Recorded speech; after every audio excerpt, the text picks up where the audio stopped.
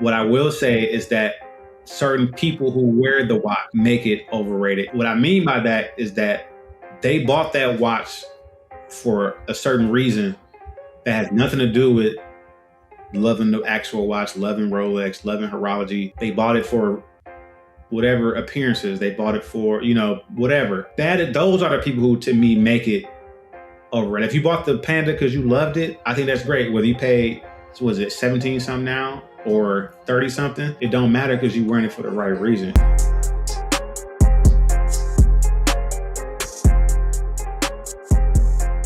Here we go. Welcome back. You are now tuned in to The Watchers. I'm your host, Rod Dye. I'm here with the one, the only, Rio the Watcher. How you doing, my brother? I'm good, my brother. How you doing?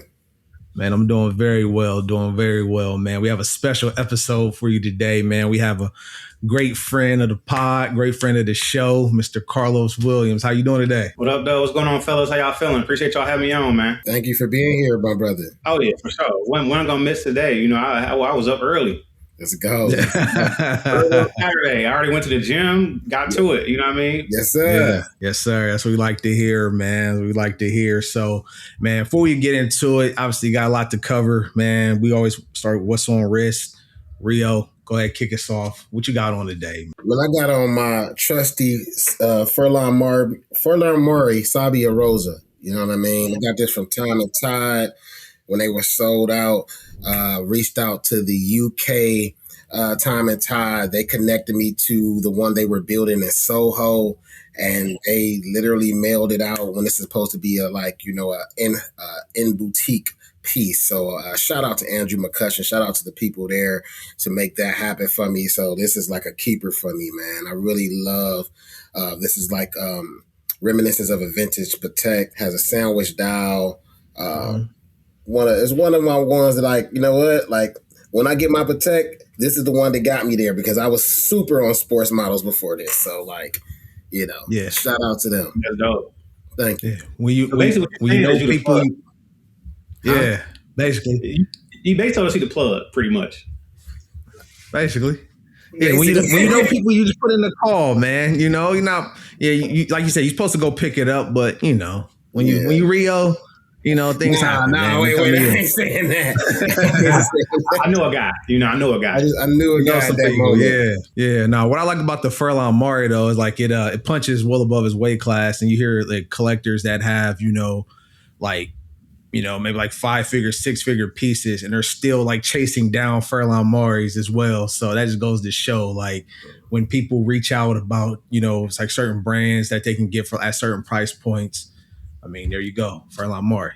Absolutely, my brother. What about about you, though, Rob? What you got going on? Man, so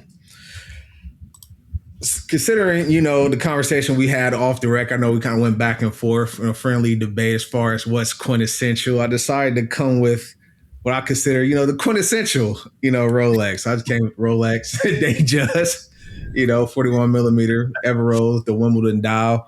I've worn this a few times on the show, but I'll just keep it very short. When I decided to, step into the Rolex world, this was the first watch I identified. Like, man, I need that one. Like, I need that. It wasn't necessarily my first one, but it was the one I identified. Like, I need that Rolex. So when I had the opportunity to get it, there was no question. That's dope.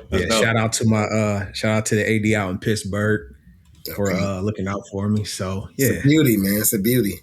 Man, yes, sir. Carlos, what you got on, man? What's going on, fellas? Well, I have my Rolex GMT 2025 Pepsi on Jubilee. I had to, bring it for the pod today. Make sure it's clean. Man, this one is one of them ones. Not just relatively speaking, generally speaking, was just for me personally. Because of what I was going through around the time when I got it, and just a lot of meaning behind it. It's been my daily driver for over a year. The only time I take it off is, usually in the evening or if I want to, put the big boy on. But for the most part, I wear this every day, man. And I'm so happy and thankful I have it. As you know, it may not be an option for people, soon. We'll see. But happy to have it.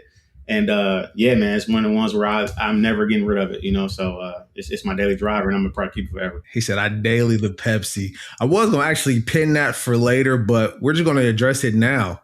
What do you think is the fate of the GMT Master 2 Pepsi? Do you think it's been discontinued? I know it's been in the rumblings for the last couple of years, and this is probably the year it's been the loudest.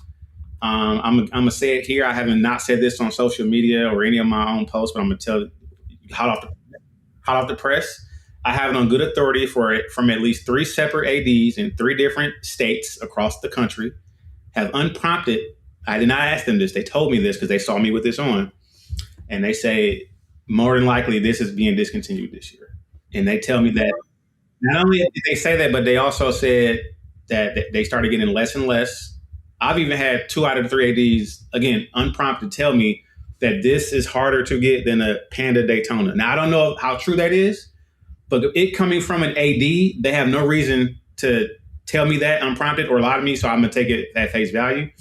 And I do believe that because the more I'm out and we go to these events, I see Pandas more than I see Pepsis for whatever reason, and I firmly believe that more than likely it's going to be discontinued. And if you want this watch and you were asking the AD for this watch, you probably won't get it. So, I think it's a wrap. And there's a lot of GMTs out there right now. If you think about it, you got the Batman, you got the Pepsi, you got the Sprite, you got the Zombie, the two-tone GMT, you got the All Gold GMT, you got the GMT White Gold. I mean, it's a lot of them out there. So the Bruce Wayne.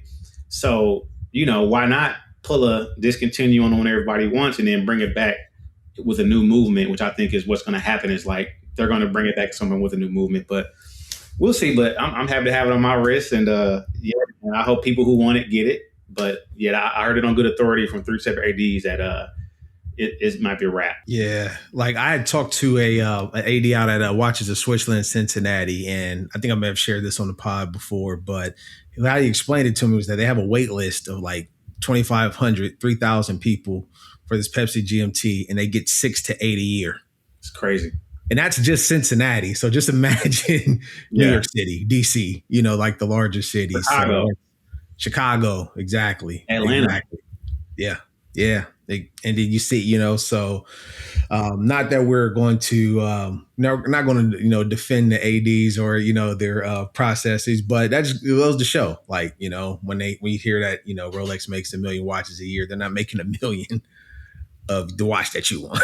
So 100%. It's all about context too. When people say that, it's like, and they usually say that when they're comparing Rolex to AP or Patek or whoever else. But when you go slice it up and you actually put it within the context, you have exponentially more people in the market for the Pandas, the Black Daytona, the GMT, all the watches that we love. That's when the list and the scarcity matters because it's in context. Like scarcity is only proportion to how many people actually want the watch. Like 1 million people aren't going out tomorrow and say, let me go get a Calatrava or let me go get, an Aquanaut. Even though Aquanaut is very wanted, I would argue it's more people who want a Panda than want a Aquanaut, from a numbers perspective. So I think when you put it in a context, it is scarcity. Now, is it artificial scarcity or not? That is debatable.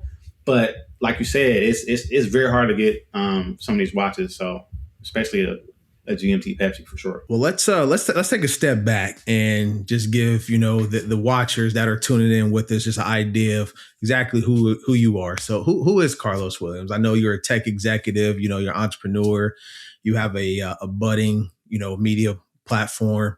Who is Karlos Williams? And Karlos is I feel like I represent the watch community, just all of us, honestly, because when I'm moving about and I've met you all and the other people I've met.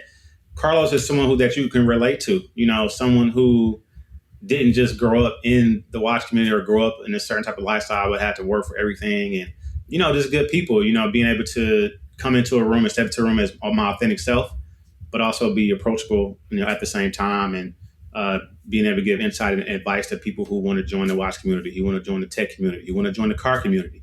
I feel like I have a lot of overlap in a lot of different communities, and I want to be what you would call a lighthouse and I just want to lead by example and bring people into these different communities that a part of and be someone that they can look to say, I want to, emulate that, or I want to, take from that in a positive manner. And so, watches is one of my number one, not only things that a hobby, but something that I genuinely love. I got into it from my grandfather as a young kid. And I always say that when I get to a certain place in life, I'll be able to afford certain types of watches, but it's not even really about the cost, but it's about the feeling and the what I get from it. Like the feeling I get with a Pepsi on my wrist is the same feeling I get when I have on a Movado or a Casio, or I'm trying on, a Datejust, or trying on my friend's Daytona. Like, regardless of the watch, it's more so that community building. That's something I'm really passionate about, is building community. And that's why I love, things like, you all's podcast and watching you all on social media, and talking to you guys, because that gives me energy and gives me life and like gives me motivation, and it's reciprocal, and so Carlos is just a lighthouse in these multiple communities, and hopefully I give people the confidence and the insight to be their authentic selves in these different rooms, and follow your passion, follow your heart, work hard, and just be good people, man. Like, one of our number one rules in Official CP Time, which is the group I'm a founder member of, is that just don't be a jerk, to be good people. I feel like if you just good people and you live in the right way, a lot of good things will happen to you. So if I was to sum it up, just, I'm a lighthouse for a lot of different people in a lot of different communities. I love that, man. To follow up on that, seeing how, me and Rod has mentioned this multiple times, man, we're in tech, right? So this is a 2-part question. The first part question is, because it's going to connect to like how you got into watches, but how did you get into this lifestyle in general? I mean, just because you got Porsches, you got watches, car collection, these are things that we all love. Are you first generation of these things and this lifestyle? And then secondly, being in tech, how are you bringing these two worlds together? Like with 10 and 2 Media, as far as like tech, AI, cloud, the watch industry, and your collection and your passion. But I wanted to go back a little bit further. Yeah, no, for sure. Great question. First generation, everything. I mean, aside from like the watches, my grandfather loved watches, but I wouldn't say he was necessarily a watch connoisseur, but he opened the door for me, if that makes sense. But yeah, first generation, everything, man. The first person in my family to finish college. The first person to, really get into the watch game, how I am now. The first person to work at a tech company, or get into tech, in my family. So pretty much first generation, everything, man, which is a blessing, because it goes back to that lighthouse thing I spoke about earlier, to be able to give to the young people coming behind me. And in the tech space, as you both know, man, representation matters. And I'm sure you all are in Microsoft Teams meetings or Zoom meetings where you look on the org chart, and you might be the only person on the org chart, and that might be 2 levels up. You might go up a couple or down a couple levels to find more of us. And so that's one of the reasons why I just try to carry myself a certain way, because somebody's always watching. The younger Rod and the younger Rio and the younger Carlos are watching us. And so I want to give them like a blueprint so they can go past the blueprint, but give them a guide of some sorts. But yeah, the tech space is just, I'm trying to apply those different things that I'm learning at, my day job, my 9 to 5, and apply that to, the watch community, and helping us do things in the watch community to advance it further to benefit all of us. Right. Because I think there's some things that we can add to what we do and add to the space that would be like a net positive and help all of us in what we're doing, whether it's finding a certain watch, whether it's, looking up specific analysis on certain things that we're interested in. Because, the watch community is one of those still handshake. It's person to person, and that is expanding. There are certain groups who are creating things where it's easier for us to kind of communicate with each other when it comes to buy and sell watches, or just, go to events, or even be aware of events. Right. And so, it's an exciting time, man. It's so much tech out there that we're learning from an AI perspective, from an automation perspective, cloud perspective.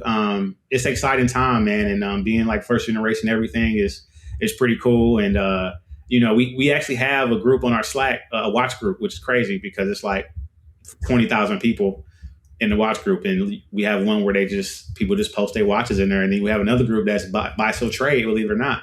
And so people will say, hey, I'm selling this watch. Like, I think a watch I saw the other day, which is pretty cool, was a Cartier Santos, all black. And it was a boutique edition from somewhere, that you can't get in America, basically. And I'd never seen it before. I was like, that's pretty cool, right? And so you see those type of things, and then the watch group, and it's like, this at work, And so I'm getting more into speaking more about what I do on that side, because you got to be careful of like how much you put out there at work or whatnot. But definitely in the community where I work, and definitely in the car community as well, we got a Porsche group on Slack, which is crazy, right? And people talk about their Porsches at work. So it's pretty cool, man. It's pretty cool to bring kind of the different worlds I'm part of like together on an everyday basis. And yeah, it's an exciting time, man. No, that's dope. Just a quick question. I think you may have alluded to this on a previous show that I've seen you on, but how do you, like, obviously, you know, watch collector, you know, I know you're a Porsche guy. How do you balance, you know, kind of, you know, how do you balance, like, obviously being your authentic self at work and in these corporate environments? Like, and what I'm getting to is like, are you wearing your pieces at work? Do you dial it back? Because I know for me personally, it's like, I'm wearing them. I got them. I wear them. Like the execs wear them. Like that's what got me into this. But like, they like, I also feel like they need to see what's going on a little bit. Like, yeah. You're on the same page, bro. Like I struggled with that at first because I was like, I got some advice from some individuals, you know, who I would consider a level or two above me or whatnot. And they would say, yeah, don't be careful with wearing your watch, this and the third. And to a degree that is true. But I agree with you. Like I got it on. You got to see what's going on. You know what I'm saying? Because you never know who you're going to meet at work. I might see a exec and he has on a similar piece, or he might see my piece and we have a conversation. Now we having a coffee chat. Now we going to dinner. Now he wants me to be on his team. Like you just never know. Like there's two sides of that coin. It could be the side of the coin where it's like, oh, we pay him too much. Or it could be, hey, I got to talk to this guy. So I rather lean on the positive part of that because that ROI is way higher than the former, right? And so I'm wearing my, like, for example, I remember when I had my day. Now I will say my gold watches, yellow gold watches, I don't wear those to work. I wore my yellow gold day white dial Romans to work one time. And I said, I can't wear this no more because it's just too much. Like it's too heavy. You know what I mean? And I'm in a meeting with the CIO of the company. Like this is real talk. The CIO. Now, granted, she don't know what I got on for real, but it's just a principle that I'm like, yeah, I can't wear today. I can't flex. I can't do that to him like that. So I keep it. So my rule is I keep it still. I keep it sport for the most part. But I'm wearing it. You know what I'm saying? And believe it or not, I got a stakeholder who has 5711, 5712. To work, he wearing the traveling paddock. He got he got his on, and he my stakeholder. So I'm like, he got a Porsche. I'm driving it, and I drive both the Porsches to work. You know what I'm saying? Because you know I might come EV one day, and I might come flat six the other day, depending on how I'm feeling. You know what I'm saying? Just talk that talk. I'm pulling up, real talk. You know what I'm saying? And I'm parking right on the first level. You know where the spot at. You know, but also I want that other person that's the younger version of us to be like, I rock with that. Or what is he doing? You know what I mean? And so, yeah, to your point, I'm wearing this every day, sleeves up on the call. Like, yeah, so, you know, like I'm on that type of time. You know what I mean? Like, yeah, and I encourage everybody out there, wear your watches to work, man, because we bought them to enjoy it. Like, we go to work every day. You think I'm not going to wear my watch every day? Man, I'm straight. I don't want to cuss. I know this is a family show, but I got, you know what I'm saying? I'm pulling up. Yeah, got to, man. I would say they cost too much to just sit in the box. Come on, man. Talk about it. I'm at work. Just some days you got to just put it on for yourself. I got a big meeting. Like I'll give you an example. Every job I've ever gotten, I had on Cartier glasses. I didn't wear the Yays because I just wanted to wear them. I wore them because that's like it made me feel a certain way that gave me what I need to do on that call. It's like a good luck charm, right? Or it's more like you got this. You know, it's like when Superman put his cape on. I was just about to say that. Yeah. That's how I felt when I put these on. You know what I'm saying? I'm Clark Kent, Superman. You feel me? Like I'm on that type of time. You know what I mean? And I think everybody, you got to kind of do that in these spaces because you guys know how hard it is not only to get in tech but to stay in tech, right? Absolutely. We did our performance reviews last 2 weeks ago. And you just never know how it's going to go. You could think you did the best job in the world. You on the pip. You know what I'm saying? Like, what's going on? You feel what I'm saying? So it's like, I feel like we have to do these little things for us in these spaces because it's so hard to get in and it's so hard to stay. Like we know the companies that have laid off 30K people since from October to March. I'm not going to say no names, but we know who we talking about. You got multiple companies that recently, last week. Yeah. You know what I'm saying? Like, we on blind. We see it, you know? And so my advice to that question and what I say to everybody that are listening is that you got to be your authentic self, come as you are, because at the end of the day, it really don't matter either way. So if I'm going to go up or down or out, I'm gonna be Carlos. Either way, you know what I'm saying? I'd rather do that than not be in a space. I'm like, damn, I should have been myself. Absolutely. You know what I'm saying? Like, I'm myself at all times because you just never know. I feel like you'll go further being yourself than not being yourself. You know what I mean? We know about investments, ROI. You can exponentially go further being yourself. Rod has been where he at because he's Rod. Rio, you where you at because you Rio. You know what I'm saying? Like you both are your authentic self, and you are where you are because you are your authentic self. You would not have gotten where you are if you was not that. So everybody listening, we all need to do that. You know what I'm saying? Like, be yourself because God gave us our tools and our talents for a reason. And the gift and the curse about being intelligent and smart and being aware is that if you don't put it out there to the world, it's like a release valve. We can only hold all this sauce and juice in so much.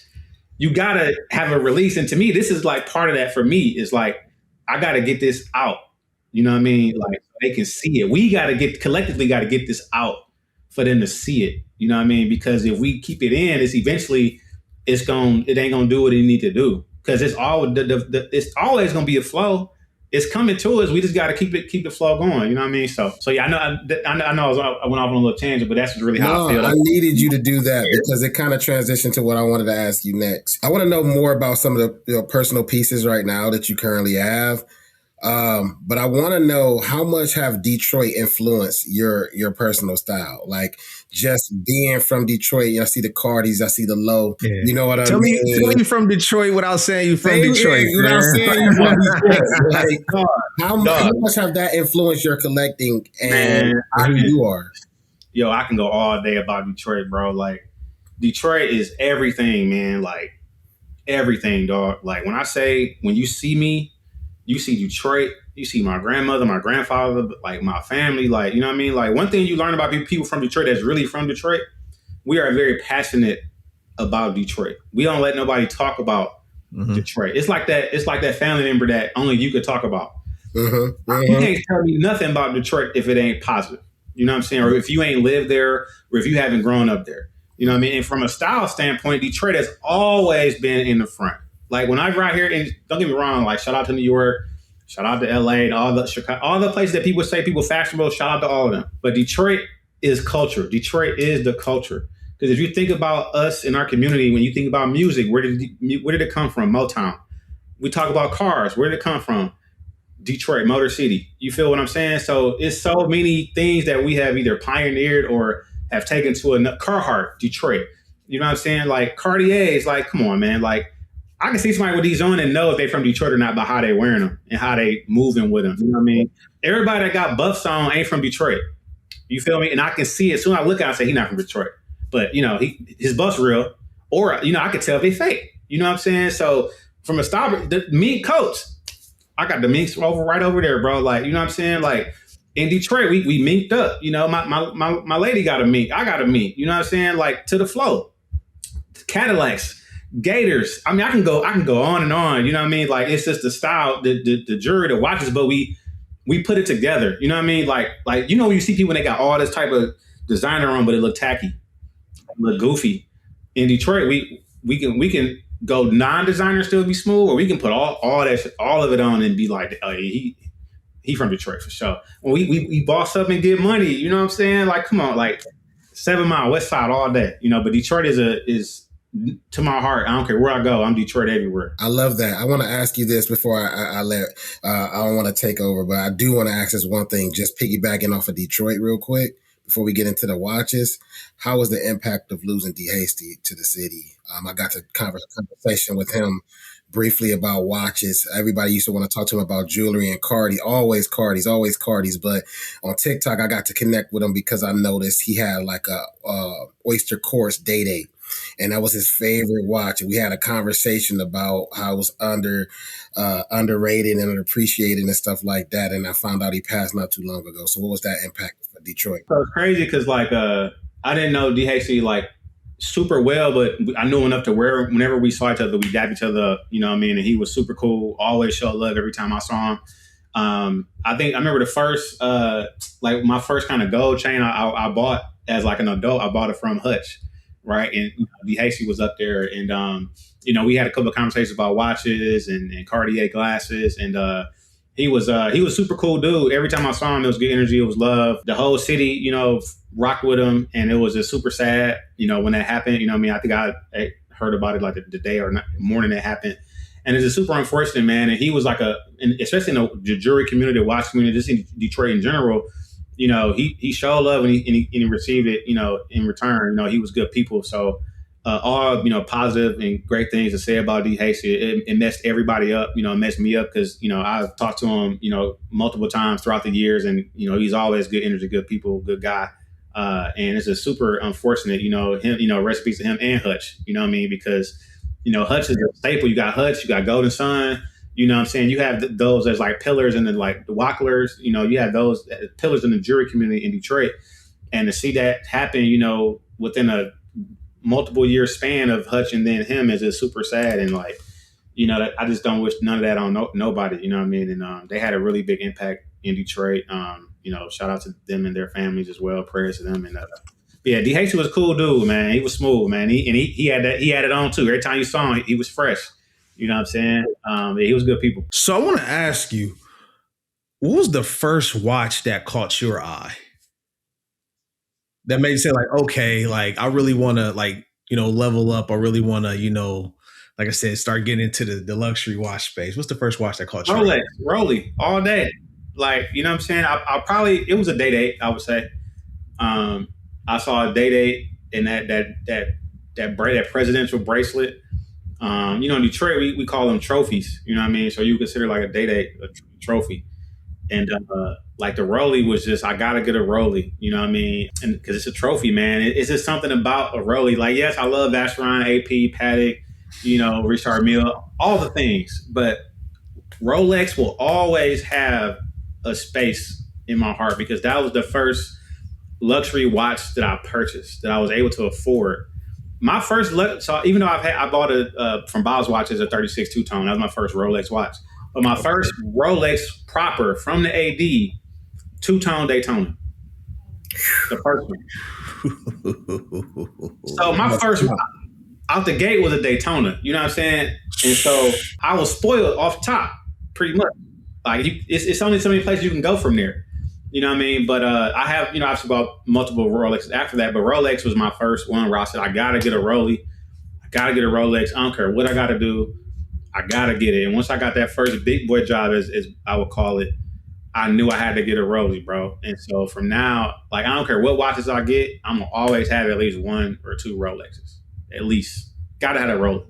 And people can say what they want to say about Rolex. And, people try to say whatever they say about Rolex, right? But Rolex, to me, represents consistency. It represents craftsmanship. It represents something that you could just wear to anything. Like you can do anything in the steel sports Rolex, bro. You can put a sub on, you can do anything. Rock climbing, diving, all that, bro. I've literally snorkeled in a Submariner. I've been on ATVs for 4 hours in the jungle with a Wimbledon. Like, it don't matter. Like, it's a tool. I love it, bro. So yeah, man, Rolly all day, bro. Like, yeah. I agree 1,000% with you, brother. As more I've learned about Rolex coming into the game, and then you start venturing off, right? Then you start learning like, oh, I learned about Vacheron, I learned about Patek. And then you start getting into like the independents. You start learning about, D Platoon. You start learning about Rishepi, FP Jones. I love all of those, and I'm glad that I'm learning more about horology, hot horology, and all of those different things. But when I still think about the centerpiece, I know more people be like, well, Rolex isn't all of that, And, I always like to bring it back like, man, it's culturally for me still the quintessential luxury watch. I can still do any and everything in, and I'm always going to want to, like you said, have one in my collection, no matter how far I venture off. Got to, man. I think it's the launching point for most of us, the Rolex.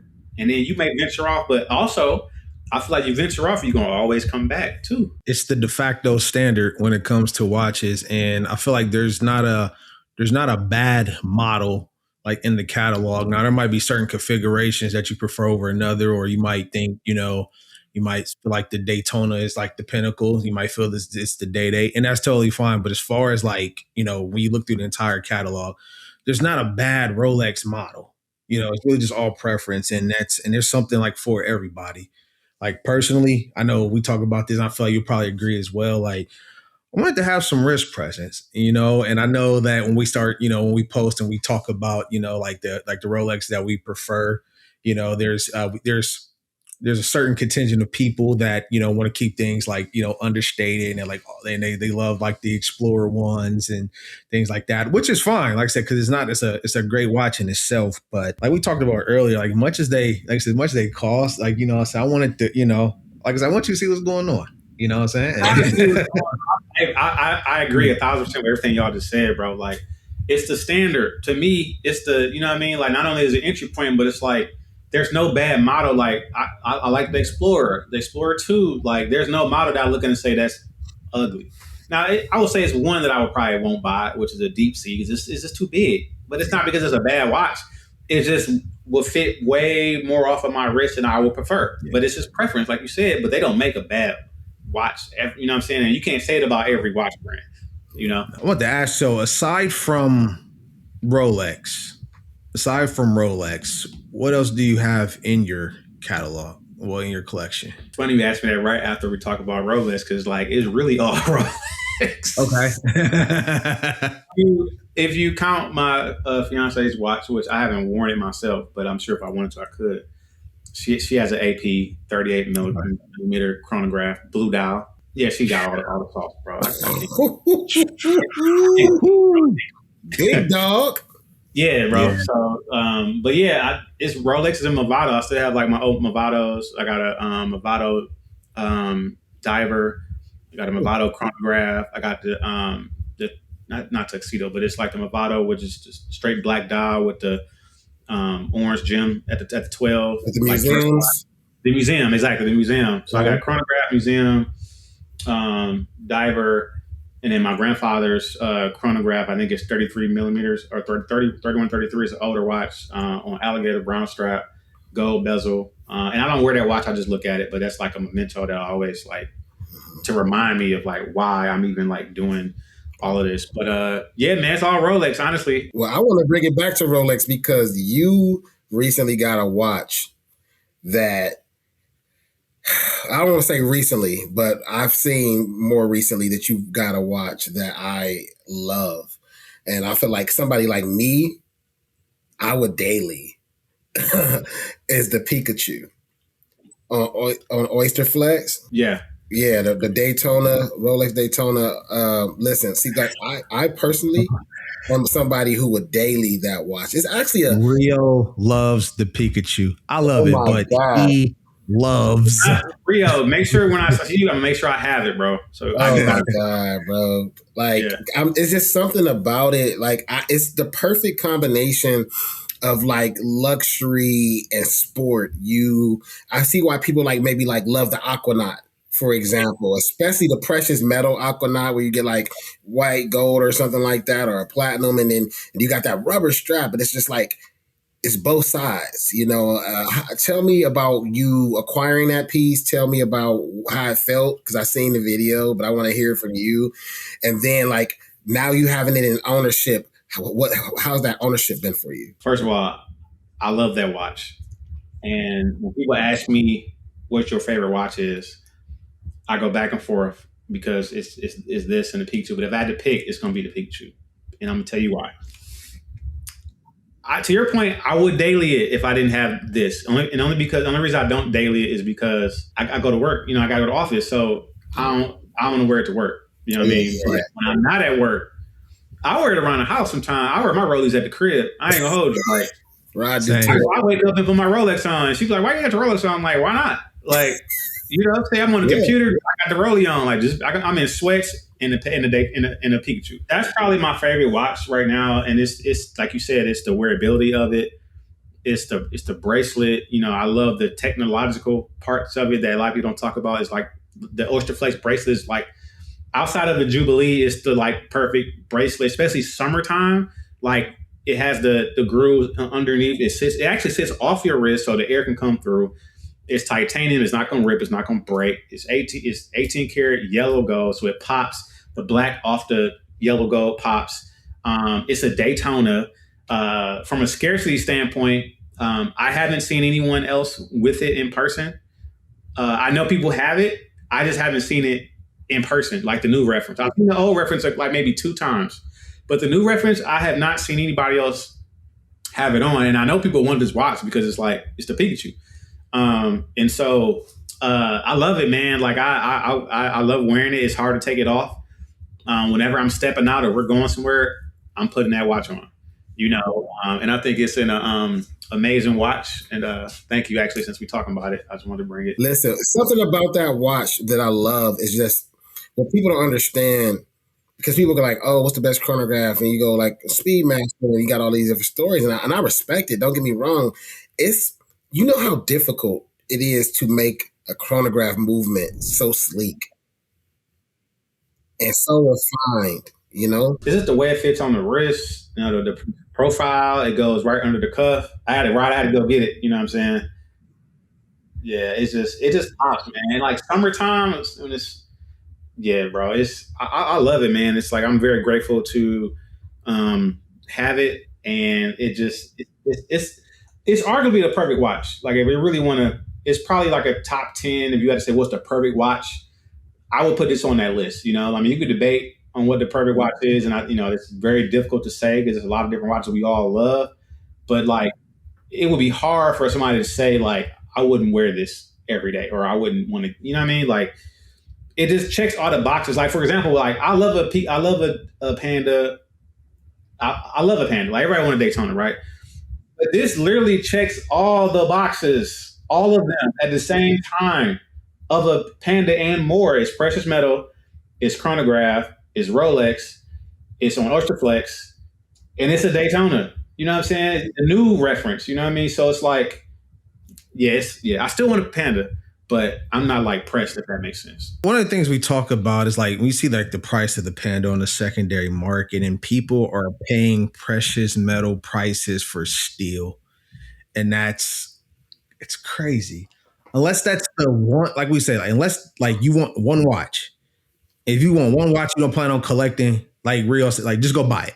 If you just want one watch, you don't want to build a collection, you want the Panda, by all means, just go get it. But it just doesn't make sense. Yes, that's fire. That's fire. Yeah, I ain't never put on my right wrist before because I'm left-handed, but I still wear my watches on the right. But I agree with you, man. Like steel, I mean, precious metal prices for steel is very difficult. However, if we're talking about a 15202, 16202, then I get it. It's like those types of watches. You know what I'm saying? Yeah. Like, Aquanaut, maybe, but for a steel Daytona, you can get a gold Daytona for similar prices, kind of. Yeah. I'm a big fan. Well, me and Rod are big fans of the what is it, the white gold, blue dial Daytonas.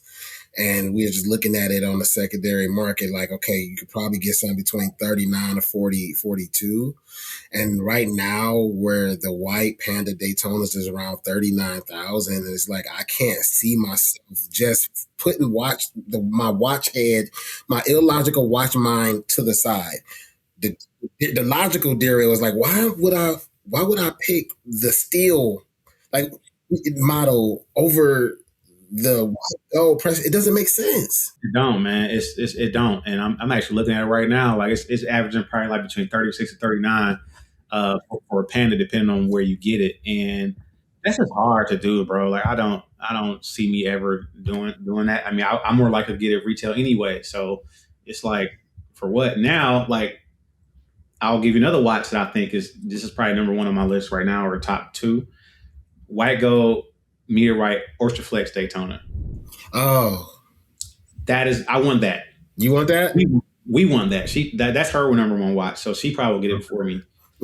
But that to me, like I probably wouldn't even need a Panda. Like I got both, so it's like, you know what I mean. But to me, that's a perfect watch as well. Like meteorite, white gold, Oysterflex, like it's history. You get the sleekness, you get precious metal, you get that flex, you get the actual wearability. Let me ask you something, because to be honest with you, the market, I mean, I know who I'm talking to, but this is for our viewers. The market on the Pikachu actually has gone up in the last 30 to 40 days. They're becoming harder to get. I've heard from gray market dealers, they've increased like $6,000 to $7,000 having these pieces.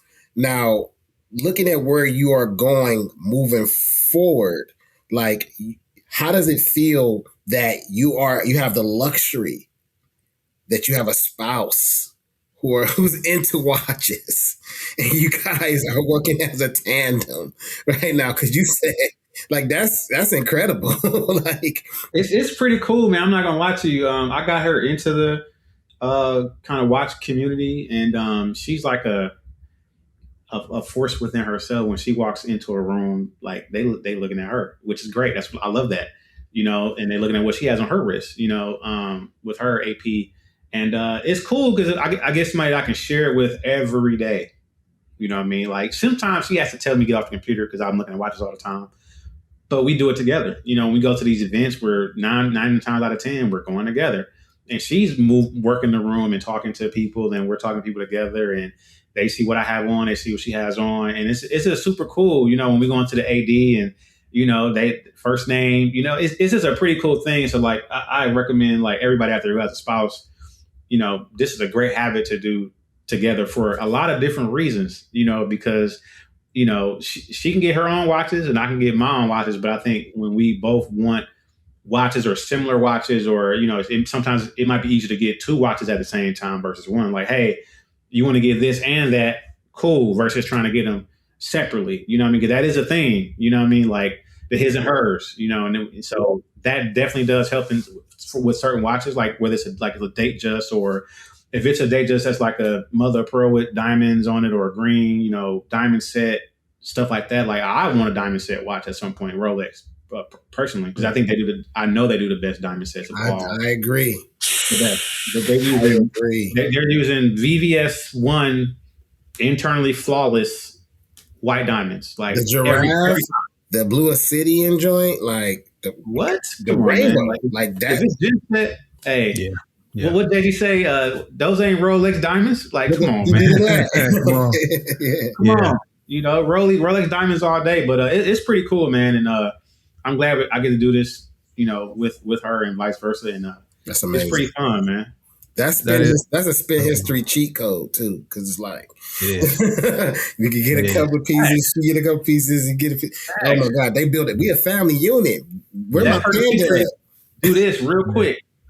Yeah, I'm trying to. I think my wife, she's just now like coming around to the idea of getting a luxury watch, and I want to. Maybe I'll use that to get an AP. If like you get you an AP, it's like it's both of ours. Yeah, man. See, I'm getting to the point where I can actually like fit her watch. Like, if I put a link in, I could fit it. But because we have that purchase history, it definitely does help. So to your point, like we work on that now because our goal is we want to both have matching watches on when we get married. So that's either going to be 2 Daytonas or it's going to be 2 APs.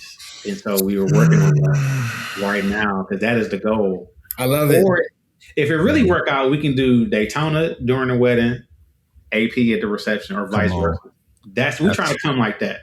I love that, bro. I love it. So we do that. That'd be great. So that's fire, brother. That's fire, man. That's fire, man. Just want to ask. Just got a couple more questions for you, man. Before we wrap up, is it be more, quick ticks?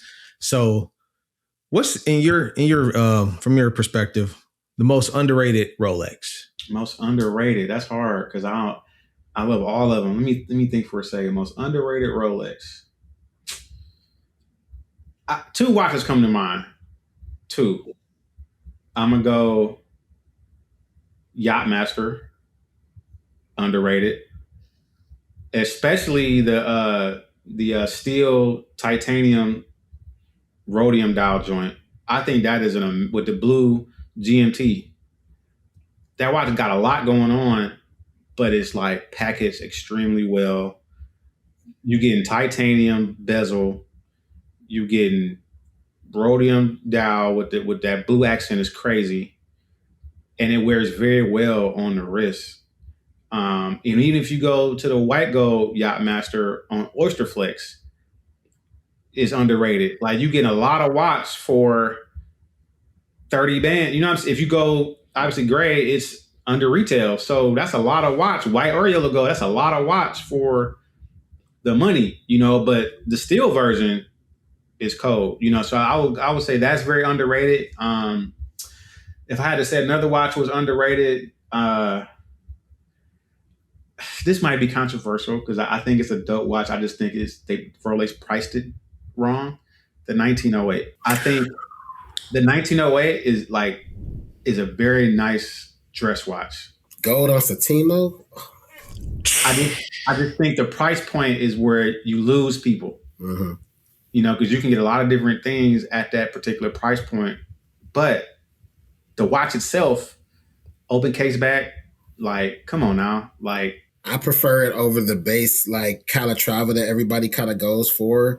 I know they're in that same $30,000 to $40,000 range, but if I could get a 1908 on Satimo, I think I will zig where everybody else zag. You know what I mean? I would probably take that. But you're right, that price point. So now we're looking at, man, I could get a precious metal Daytona, I could get a precious metal Day, and it's kind of like I have to really commit to wanting a dress Rolex. Yeah, you got to commit to that dress Rolex for sure as you get that. But those are the two that come to mind because, like, I remember trying on a 1908 for the first time. I was like, I like this watch. This is really nice.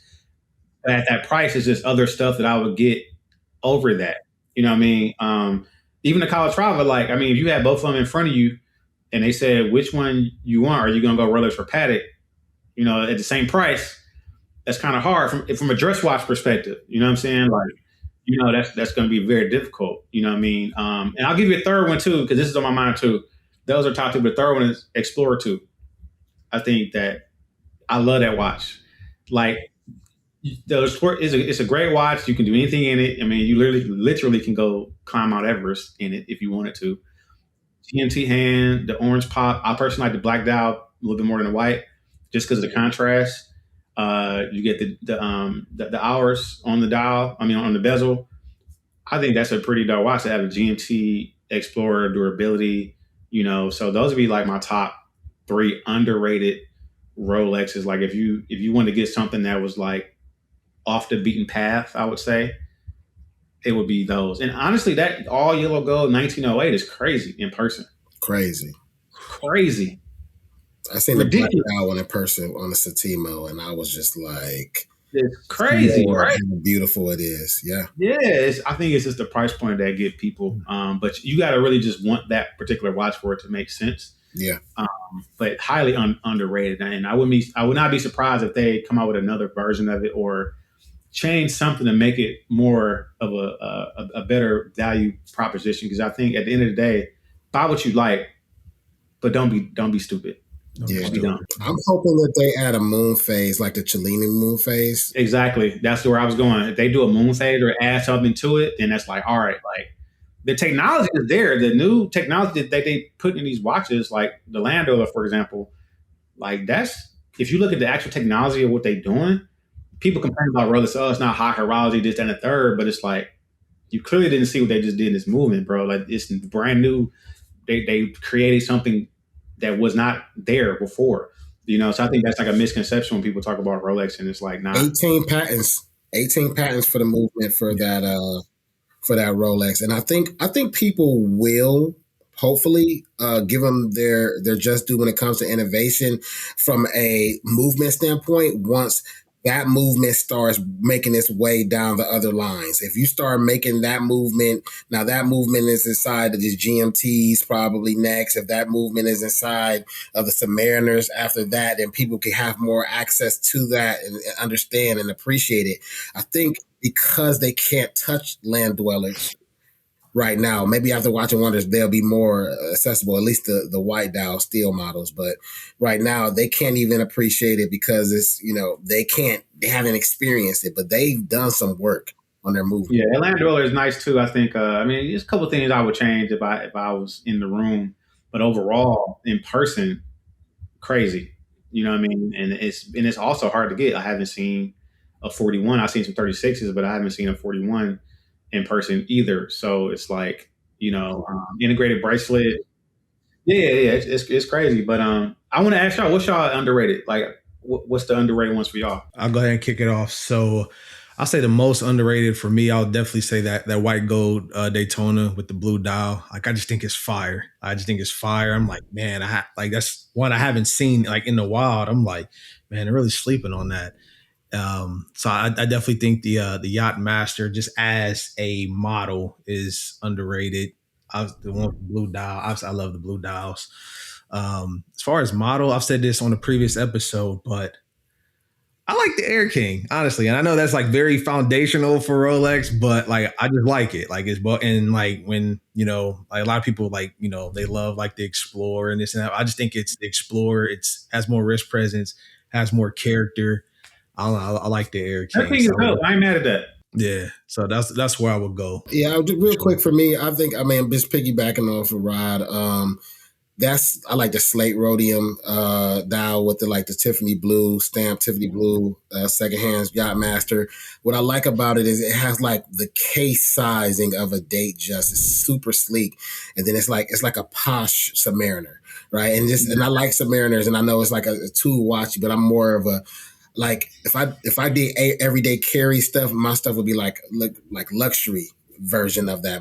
So I feel like that's the Yacht Master is like the luxury version of a sub, right? So even though the sub is a luxury watch, don't get me wrong, but I'm just thinking just I get you. a sleeker kind of look to what a sub would be like. I also think that, to your point, Rod, I talked to John Buckley, and I don't think he'd be mad. John Buckley, well-known watch dealer on 47th Street in New York City. He told me that he loved that watch too. It's beautiful. When I was having a conversation about precious metal, steel, he said, man, he said the only problem is about that watch, which is probably true in his world, is that it's just hard to unload it.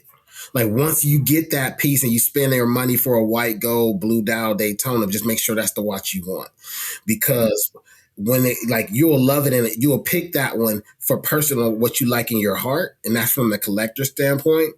But I always, I deal with the watch ecosystem. I deal with dealers, I deal with collectors, enthusiasts, content creators here, whatever. And he was just like, it's just like when we're trying to unload it, the steel sports model Rolex is the best watch to unload, to move around, to hold his money in the world out of all watches, period, point blank. The liquidity is there. Exactly. So it's like, you might say, hey, you're spending $39,000 for a Panda, which I still feel like is insane.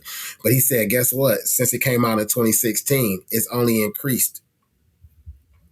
Period. It's the only watch that have always increased in the market. So if it gets to 39,000 and you bought it for 39,000, 4 years later, if you wearing it, getting that experience, it might be 45,000. And it's not going to go to 21, he says. Like, it's not going to go back down to 25. Yeah. I can't predict the future, but you know what I mean? That was his point of view as a dealer. So I'll give a tidbit on the stuff that I'm working on, because I know that I have a projection of the price for the Daytona in my mind, according to, some things that I'm tweaking. I project the price of a Panda Daytona in the next 5 years to get to 45. Really? Yeah, I think it's going to be over 40 by probably sometime this time next year. It'll be over, like an unworn Panda Daytona 40. So GMT, he's right. Assuming it gets discontinued, the Pepsi touching 30. I think it already has spiked like up to that one, but it's touching 30. It's already up there. It's like 28. Yeah. I saw Oyster Pepsi for 25. So the Jubilee got to be between that and 30. But to your point, I look at the Panda Daytona almost like I look at a Royal Oak from a price standpoint. Secondary, obviously, but the Panda it's not like you said, it's never really going down. It's just how much are you going to pay for it to get in the door. So if you buy one, I think like for now, let's say you buy one at like 35, 36. Yes, that's crazy for a steel Daytona, but like, are you going to lose any money on that? Or probably not, and if you do, it's minimal. You got to enjoy it and you lost 500 over 4 or 5 years. Like, is that a bad, you know what I mean? Like some people are going to always want that particular watch. I think for sure we'll be able to get off of it if you need to. Yeah, you can get off of it. Exactly. Whereas the Royal Oak has moved from a percentage basis less than a Panda Daytona. Like, you know what I mean? So it's kind of like, which one is the better buy in terms of like what makes the most sense. Like the Royal Low costs $10K more, retail, but can you get it retail is the first question. Let's talk about it. And you're not. You know what I'm saying? Like, so it just depends. But I do see the Panda going over 40 because I think we're past like COVID price right now. Because COVID prices, I feel like it was up around the same time, but I feel like we're past that at this point. And then with a Pepsi, when they discontinue it, it's 30 to 35. You know what I'm saying? Like that's where I think it's going to go in the next 5 years. It's going to be 30 to 35 range on Jubilee, in my opinion, because that's the one that everybody want. And I think when they discontinue it, they might not come out with another version. They might just say, hey, we're going to let it breathe for a second, bring it back at a higher price point. Now even more people want it now. You know what I mean? So I think Rolex knows what they're doing from a market perspective. They know what's going on. They see the prices, all that. All this has been planned a year or two, 5 years in advance. You know what I mean? This is not like they knew they were going to do everything that they're doing. You know what I mean? Especially with the vertical integration with the CPO program they have now, the integration of Bucherer and all that. All that was planned years ago because they want to get to the point where they can control more, not only of their market share, but also like the secondary market and be able to manipulate that as they want. Rolex, even though it's a program, it's almost like it's a subsidiary of Rolex. It's almost like its own brand, which is crazy. Real quick, your most overrated Rolex. I mean, it's crazy that a watch can be two things at the same time, which it could be the best watch in the catalog, but also be the most overrated in the catalog. But I'll put a caveat. I don't think the Panda is overrated. What I will say is that certain people who wear the watch make it overrated. And what I mean by that is that they bought that watch for a certain reason that has nothing to do with loving the actual watch, loving Rolex, loving horology. They bought it for whatever appearances. They bought it for, whatever.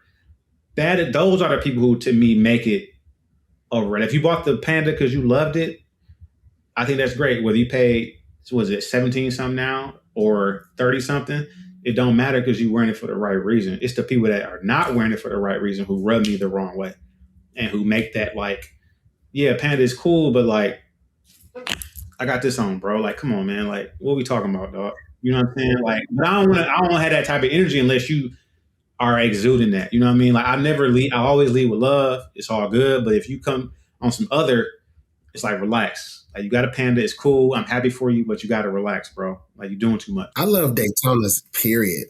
Like me personally, me and Rod's been talking about it because like even when we first started seeing, I'm looking at it on like Chrono 24, like maybe like a year or so ago, maybe a year plus ago. I'm like, man, I like these two-tone Daytonas, bro. Like some of these are like 16 to 18,000. Like, why would I spend 25,000 for a steel Panda? Even though I do think it's a beautiful watch, and I was just thinking about it. I just love the design of the Panda. I think Rod is coming on our side a little bit because Rod wasn't like the craziest Daytona fan in the beginning, but like now I think he's coming on our side, like as far as loving Daytona. I think it has a lot to do with like, it's like all you hear about.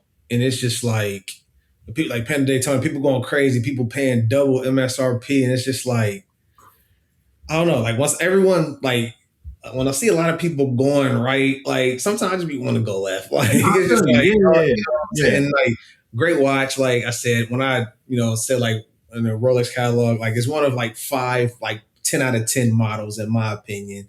It's, What's the 5? It's a good question. So obviously I had the Daytona. I said the Datejust, the Day-Date, the Daytona, the GMT Master 2. So what is my 5th one? I had to think about the Datejust, Day-Date, GMT Master 2. I said the Daytona. Oh, it's up. Yeah. No, I was like 10 out of 10. And like I have the mint green Sky Dweller, and I put that like 9 out of 10. I don't think it's 100% perfect. It is a little bulky. It's heavy. I love it. Like I love it for sure. And I got it in like, especially that mint green, and I got it within like 2 weeks.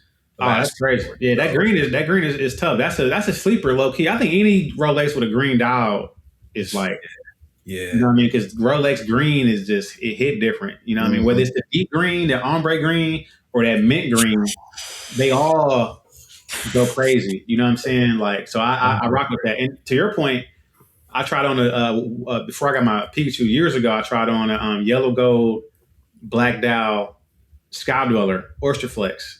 I love that watch, and I just knew I was gonna fall in love with it when I put it on.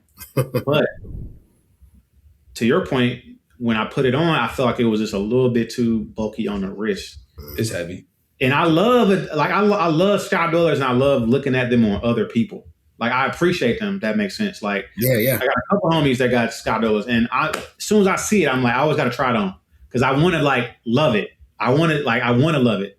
But I love seeing it on wrist. Like it has a really good wrist presence, but when I look at it on me, it just looks too like bulky. But I love it. You know what I'm saying? Like I think it's a great watch. It's their most complicated watch. Absolutely. The Lando is not considered more complicated, but that's a great watch, man. What about you, Rio? What's your most overrated Rolex? Yeah. I'm gonna say this, and I say this with love because I love. It's like I look at Rolex as like my children. I love all my children, right? Yeah.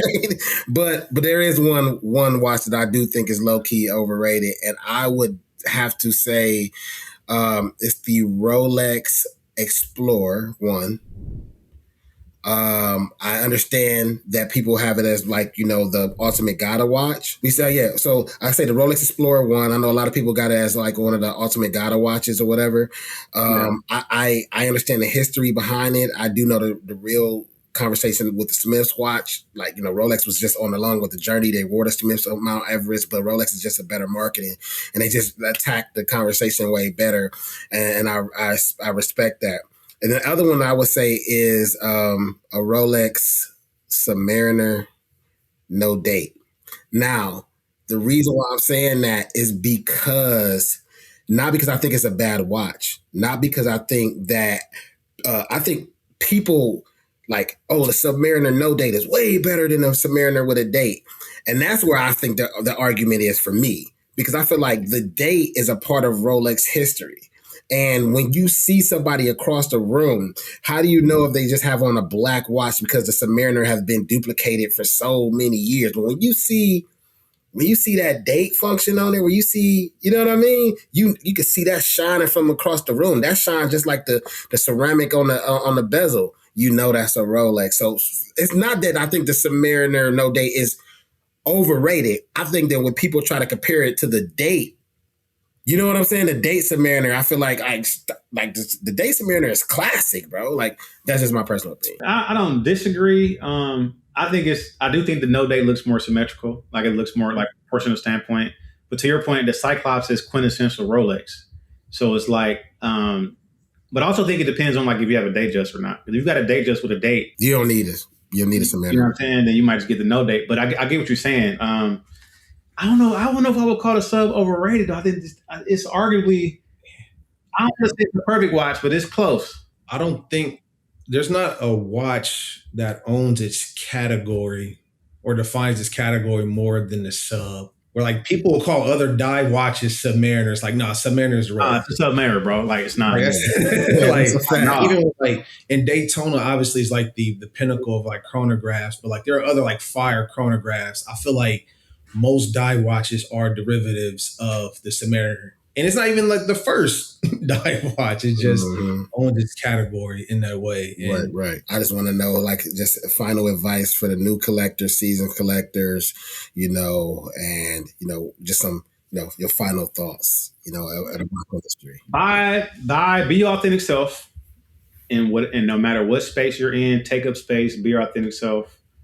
Always feel like you deserve to be in the room, because if you didn't, you wouldn't be in the room. You're in the room for a reason. You didn't sneak in the back door. You walked in the front door. They asked you to come. And from a watch perspective, buy what you love. I know we say buy what you like, but I'm going to take it a step further. Buy what you love. Because if you buy what you love, the price don't matter. It does not make a difference. If you love it, it doesn't make a difference how much it costs, whether it's $100, $1,000, $10,000, $100,000. If you love it, buy it. You Yes. know, watches bring people together. It's something that we can share from a community perspective. And I've met lifelong friends from watches, like us, for example. I'm 100% positive that we tapped in until the end of time at this point. You know what I'm saying? Because we all represent this the same. Like you got Ohio, you got Michigan, you got inner city, you got education, you got culture, you got taste, you got juice, you got the sauce, you got, you know what I'm saying? Like we all represent different shades of the same thing. You know what I'm saying? And so that's what I love about watches, because without watches, we might not even have ever had this conversation. But because we all have a passion for watches, we have a passion for culture, and we have a passion for all things culture and community. That's why we here, and we all got. And what I love about this is that we all got our own lane, but we also are all in a larger lane together. We just in a different lane within a larger lane on the same highway, which I love that. And so, but yeah, man, that's my advice for everybody out there. And if you can get into tech, get into tech. Facts. Get to this money. Mhm. It's money out here, and you gotta get to it. You gotta get access to it, because they're not gonna hand it to you.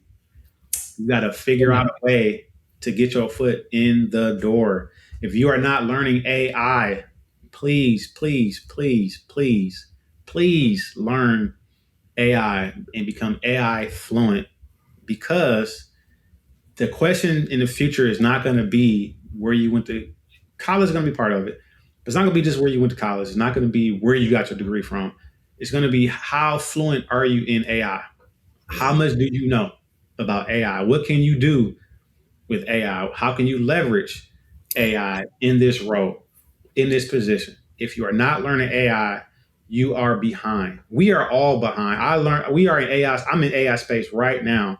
I work at arguably the number 1 or 2 company in the world. I use AI every single day, and I am behind. So if I'm behind as somebody who works in a tech company, top 2 or 3 company globally, and I use AI in my role every single day as a non-technical person, if I'm behind, then the person that doesn't work in tech and is not working on AI or in AI is like, it might already be too late. You know what I'm saying? And so that's my main thing is buy what you love, be authentic self, take up space, learn AI. That's what I would tell everybody listening right now. It's a great way to conclude an amazing episode. Absolutely. Oh, this is great, man. Back to it, man. Where can the people find you? Yeah, so you can find me at the mall. It's going down. I was playing. My Instagram, watch Karlos Williams. Threads, watch Karlos X, which I don't use, but if you do, watch Karlos on there. Where else? LinkedIn, Karlos Williams with a K. And 10 and 2 Media on YouTube. Look for some new episodes coming soon. And 10 and 2 Media newsletter as well. But yeah, that's where they can find me, man. I just want to say before we sign off, man, I appreciate y'all setting this up. I've been looking forward to this. You know, I love what y'all doing. Respect what y'all doing. I'm happy to be a part of it. Look at me as a resource. Anything I could do to add to what y'all got going on, separately and collectively. You know, everybody got each other's number. Y'all know how to get to me. Call me, text me.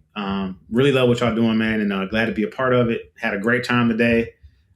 You know, this was super fun. Like, I mean, this is my longest podcast ever at 2 hours, and I can keep going. You know what I'm saying? I talk to y'all all day. I feel like I'm talking like I am. I feel I am talking to homies, talking to brothers, and that's what I love about the space. This is what I love about what we all are collectively doing. I'm looking forward to us, you know, doing stuff collectively more often and doing this or whatever that looks like moving forward. Looking forward to just all of that, man. Really thank y'all and appreciate y'all, man. This was cool. Man, appreciate you, brother. Thank you. Glad you could be on the show, man, and maybe we can reconvene after Watches and Wonders once everything settles. And maybe. Let's plan to do that. Let's plan a post Watches and Wonders conversation, our thoughts, our impressions, what we like, what we didn't like. Like let's put that. Let's stamp that. Like, we are doing that. We'll make that happen. Yeah, I'd love to get y'all opinion on, like, you know, whatever happens and didn't happen, what should have happened, the watches you like, that you loved, what you didn't like. Like, I want to hear all of that, and keep y'all foot on the gas on the social media tip. I love what y'all doing. Real every time you post, dope graphics. I'm trying to like, how can I get this shit to pop up and what the, you know what I'm saying? Like, you know, Got you, bro. No problem, bro. Yeah, man. So yeah, appreciate y'all, and we definitely got to do that post watching wonders. That's gonna be fun too. Looking forward to and it, we man. should double that on like as we do it like right here. We can have a live going at the same time so people can like. You can live stream on this too, I think, as well. Yeah, you can. Yep, we discussed that as well. Well, we can pick that up offline, but yeah, we definitely been talking about that as well. So we're gonna tap into that too, man. So, man, Karlos, thank you for coming on the show, man. For Karlos Williams, for Rio the Watcher, Rod Die. Till next time.